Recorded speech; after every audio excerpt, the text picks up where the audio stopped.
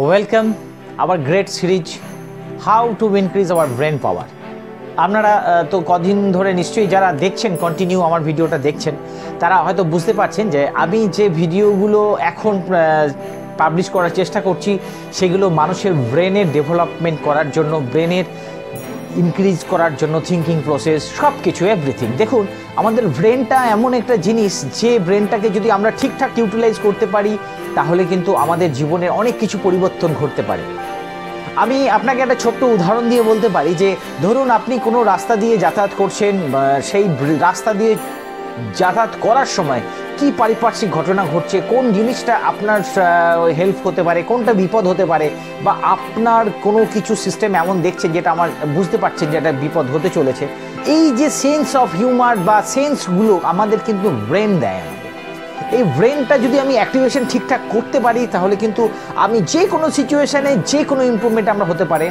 এবং এই ব্রেনটাকে যদি স্বচ্ছ রাখতে পারি তাহলে ব্রেনই আমাদের টোটাল সিস্টেমটাকে যেহেতু চালায়, ওর ক্যাপাসিটিটা আমাদের বাড়াতে হবে যেমন করেই হোক। বিশেষ করে স্টুডেন্টদের ক্ষেত্রে তো বলবো, যারা পড়াশুনো করার সময় অনেক ভুলে যাচ্ছেন, অনেক কিছু তাদের মনে হচ্ছে এটা করে দেখাবো, একটা সবসময় একটা অলসতা ভাব, এগুলো কিন্তু ব্রেন প্রোভাইড করে। এগুলো নিউট্রিশন ম্যালনিউট্রিশন তো থাকতেই পারে, ওটা তো জন্য একটা কারণ, কিন্তু ব্রেনের পাওয়ারটা যদি আমরা ঠিকঠাক বাড়াতে পারি না, আমাদের লাইফটা চেঞ্জ হতে চলেছে। তো আজকের ভিডিওটা আমি আপনাদের এটা বলবো যে আমরা কিভাবে আমাদের ব্রেনের ক্যাপচারিং করার ক্ষমতাটাকে একটু বাড়াতে পারি এবং 100% করতে পারি ওটাকে।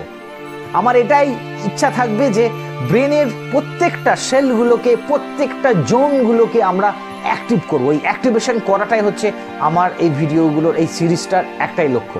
তো আপনারা যদি করে থাকছেন আমার প্রত্যেকটা ভিডিওর এক্সারসাইজগুলো, যদি পারফর্ম করে ভালো রেজাল্ট পাচ্ছেন, প্লিজ আমাকে জানাবেন, আমার ভালো লাগবে আর কিছুই। যাই হোক, বলার আগে আমি একটা ছোট্ট একটা রোগের কথা বলে দিই। সেটা হচ্ছে, দেখুন আমাদের যারা ছেলেদের অনেক সময় একটা মেজর একটা প্রবলেম হয় একটা বয়স হতে হতে, যখন বয়সের দিকে বাড়তে থাকি আমরা, প্রোস্টেটের একটা সমস্যা অনেক মানুষের হয়। এখন অনেক অল্প বয়সের মানুষদেরই হতে চলেছে হয়। তখন আমাদের ভেজাল খাবার, আমাদের অ্যাক্টিভিটিস, আমাদের কুড়েমি সব কিছু মিলে, তো এইগুলোর জন্য প্রোস্টেটের একটা দারুণ প্রবলেম হতে চলেছে এবং প্রোস্টেট ক্যান্সারটাও বিভিন্ন ছড়িয়ে যাচ্ছে। সেই কীভাবে আমরা এই প্রোস্টেটটাকে যত্নে রাখতে পারি, কিভাবে প্রোস্টেটের রক্ষণাবেক্ষণ করে কি কি সিমটম হতে পারে, সেখান থেকে আমরা কিভাবে ওভারকাম করতে পারবো, তার নিয়ে একটা ছোট্ট আর্টিকেলস লেখা আছে। যদি ইচ্ছা হয় তাহলে অবশ্যই দেখে আসতে পারেন। আচ্ছা, এবার আমি আমার টপিকসে চলে আসবো। যে দেখুন, আমাদের না কোনো কিছু, ধরুন আপনাকে যদি বলি যে আপনি কোনো কিছু মুখস্থ করবেন কি করে, কোনো এক পাতা মুখস্থ করলে সব পাতাটা কিন্তু আমাদের মনে থাকে না। কিছু কিছু ওয়ার্ড হয়তো কোনো সেন্টেন্স মনে থাকে, তারপর আমরা ভুলে যাই, কারণ আমার ব্রেন সেইভাবে নিতে পারে না, সবটাকে ধরে রাখতে পারে না। তাহলে এমন কি প্রসিডিউর আছে যেটার মাধ্যমে আমার ব্রেন সব কিছু ধরে রাখতে পারবে? আজকে আমি সেই এক্সারসাইজটা আপনাদের আজকে বলবো।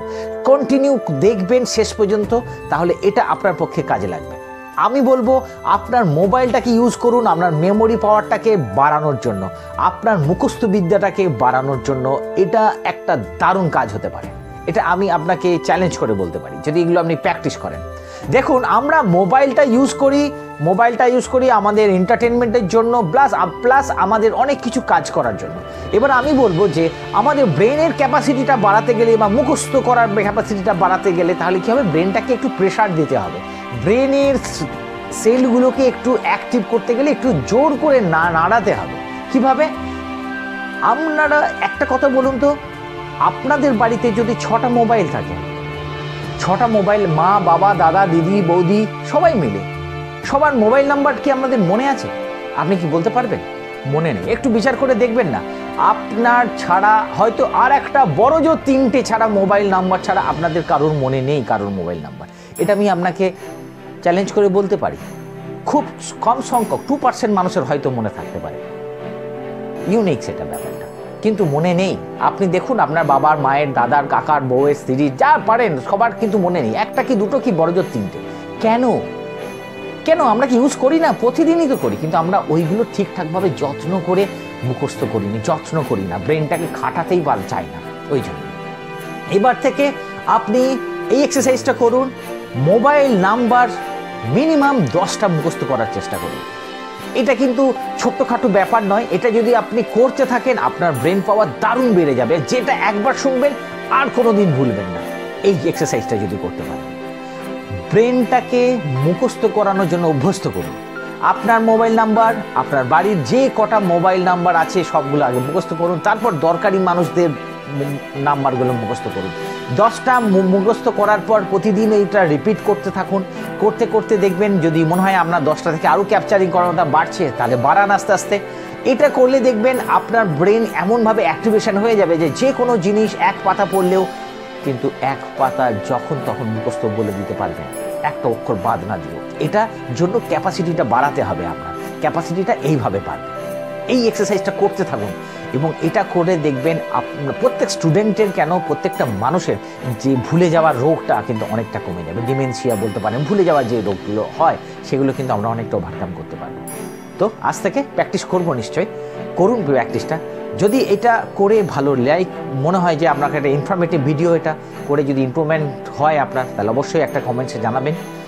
আর এইটা যদি ইনফরমেটিভ হয় ভিডিওটা, তাহলে অবশ্যই একটা লাইক করে দেবেন। আবার আসবো নতুন একটা সিরিজ, আবার তার জন্য বাবাই।